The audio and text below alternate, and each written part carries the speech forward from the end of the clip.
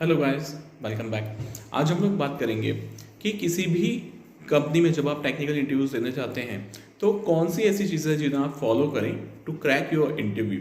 So let's start with this discussion. सबसे पहला point जो मैं आपको सजेस्ट करूंगा दैट इज कि आप जिस भी कंपनी का इंटरव्यू देने जा रहे हैं उस कंपनी की डिटेल्स के बारे में आप सारी नॉलेज ले लीजिए, then you should go for the interview.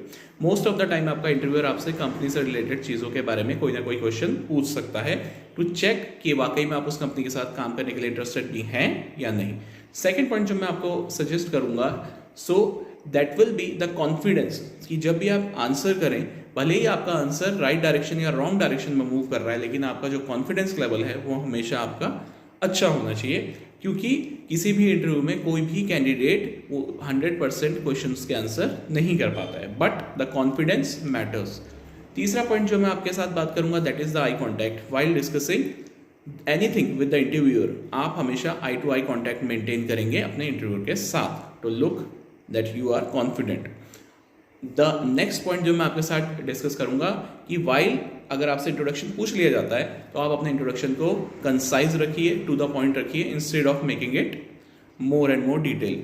जैसे कि आप अपने इंट्रोडक्शन में अपनी बेसिक डिटेल्स बता सकते हैं और उसके बाद आपने जो एजुकेशनल आपकी अचीवमेंट्स हैं एंड देन आपने जो कंपनीज में काम किए हैं, प्रोजेक्ट्स में काम किया, roles and responsibilities any challenges, वो आप बताएं तो interviewer would be more interested इन।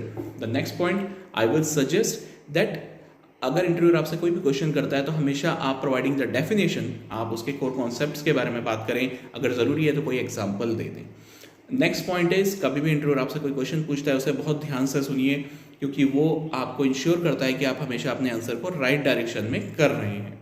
इसके बाद कि आप जब भी सिटिंग पोस्चर, जिस पोस्चर में आप बैठे, it should be properly maintained. So ये आपकी एक ग्लिम्स होती है कि आप जो इंटरव्यू दे रहे हैं उसमें आप कॉन्फिडेंट भी हैं या नहीं है, तो आपका सिटिंग पोस्चर अच्छा होना चाहिए। उसके बाद कि आपका जब इंटरव्यू डन हो जाए तो आप अपने इंटरव्यूअर से अपना फीडबैक लीजिए, कंपनी से रिलेटेड चीज़ें पूछिए, क्वेरीज पूछिए, ताकि उनको लगे कि आप इस जॉब के लिए इंटरेस्टेड हैं। So these are the key points जो अगर आप फॉलो करते हैं तो मोस्ट ऑफ द टाइम आप अपने इंटरव्यूज़ को ईजिली क्रैक कर सकते हैं।